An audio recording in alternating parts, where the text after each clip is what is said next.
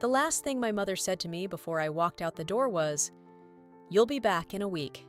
People like you don't survive alone." I was 22 years old. I had $47 in my bank account, one bag, and absolutely no plan.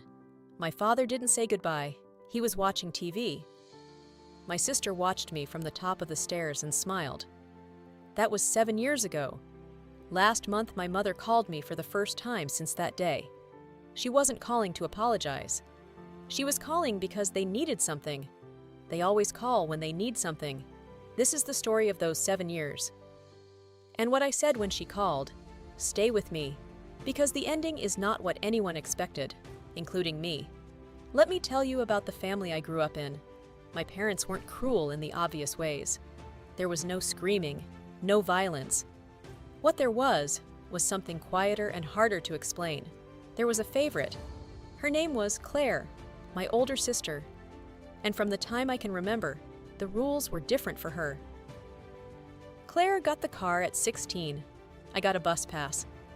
Claire's college was fully paid for. I was told to figure it out. Claire's boyfriend was welcomed at Sunday dinners. Mine, when I had one, was barely acknowledged. I told myself for years it wasn't intentional, that my parents just connected with her differently, that it wasn't favoritism, just compatibility. I was wrong. The moment I understood what I was really dealing with happened when I was 20. I had spent 8 months applying for a scholarship, a full ride to study engineering at a university 3 states away.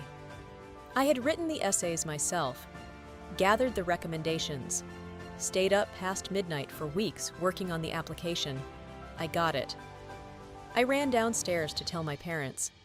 My mother's first response was, "Are you sure they didn't make a mistake?" My father looked up from his newspaper and said, "Engineering? You? That's ambitious."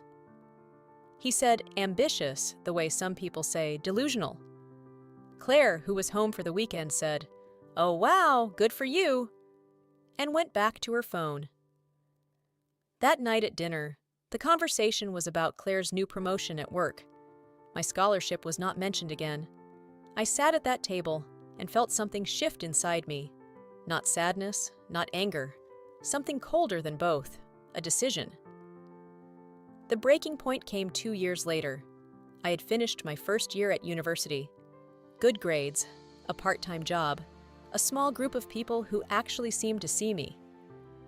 I came home for the summer. 3 weeks in, my father sat me down. He told me that money was tight, that they had made some investments that hadn't worked out, that they needed me to take a gap year, come home, work locally, contribute to the household. I asked about Claire. He said Claire had her own expenses, her own life to manage. I asked why the solution to their financial problem was my education and not hers. He said, "Because you're more flexible." I have thought about that word many times since. Flexible. What he meant was, you matter less. What he meant was, your dreams are the ones we can afford to sacrifice. I said I needed to think about it. That night, I called my university's financial aid office. I explained my situation. I asked what my options were. They told me about emergency grants, work-study programs, a campus housing stipend I hadn't known about. For the next 4 hours, I filled out every form they sent me. By midnight, I had cobbled together enough to cover the following year without coming home. I went downstairs and told my parents I was going back. My father said, "You're making a mistake." My mother said, "Don't expect us to help you when things fall apart."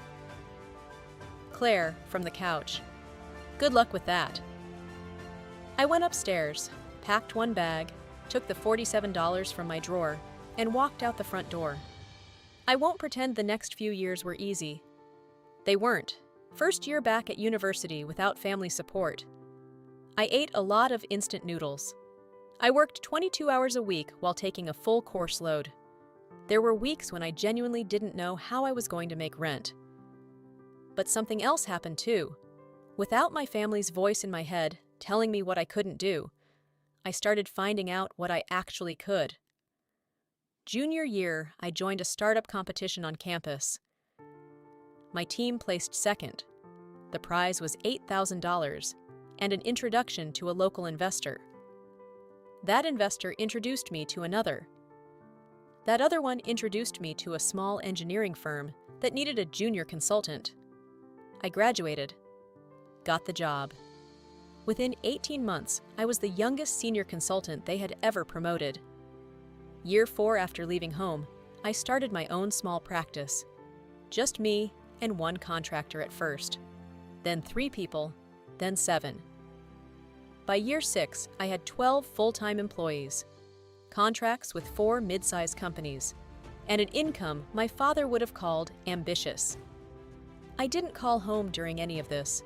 I wasn't angry anymore. I had just moved on. I built a life that had nothing to do with proving them wrong. It had everything to do with proving myself right. Last month I was in a meeting when my phone lit up. A number I hadn't seen in almost 3 years. My mother. I let it ring. She called again that evening. I picked up. Her voice was the same. That careful, measured tone she uses when she wants something, but doesn't want to seem like she's asking. She told me things had been hard. My father's health had declined. He needed a procedure. The insurance wasn't covering all of it. Claire had her own family now. 2 kids, a mortgage. She couldn't help. And then she said, "We were wondering if you might be in a position to help." I sat with that for a moment. Not because I didn't know what to say, because I wanted to make sure I said it right. I told her I was sorry to hear about my father's health. I told her I genuinely meant that. Then I said, "Mom, do you remember the night I left? What you said to me at the door?" Silence. "You said people like me don't survive alone. I've been thinking about that a lot lately. I think you were wrong about what kind of person I am." More silence. "I'll help with Dad's procedure. Not because you asked, because he's my father, and I don't want him to suffer. But I need you to understand something. I'm not doing this because we're close. I'm doing this because I chose to become someone who helps people, even the ones who didn't believe in me." She started to cry. I stayed on the phone. I didn't hang up, but I didn't comfort her either. Some moments just need to be felt. I've told very few people this story until now. Not because I'm ashamed of it, because for a long time I didn't know what the lesson was. I think I know now. The people who underestimate you aren't always villains. My parents weren't evil. They were small. Small in their thinking, small in their faith, small in their ability to see something that didn't already fit their picture of the world. And that smallness, when you grow up inside it, feels like the truth about yourself. It took me leaving and years of building something real to understand that their picture of me was never accurate. It was just the only one they had the imagination for. If you're listening to this and you're still inside that house, literally or metaphorically, I want you to hear something. The version of you that the people around you can't see is not a fantasy. It's just ahead of them. Keep building it anyway. Build it quietly. Build it alone if you have to. And one day, not for revenge, not for validation, just because it's true, you'll be in a position where someone who doubted you needs exactly what you became. What you do in that moment will tell you everything about who you are. I paid for my father's procedure. I didn't ask for anything in return. I don't have a relationship with my family. I don't think I need one, but I sleep well. And I wake up every morning in a life I built with $47 and one bag, and the absolute refusal to believe I was what they said I was. If this story hit something in you, if you grew up being told you were less than you were, drop a comment below. Just one word if that's all you've got. I read every single one. Subscribe if you want to hear more stories like this. New one every day. Just wait.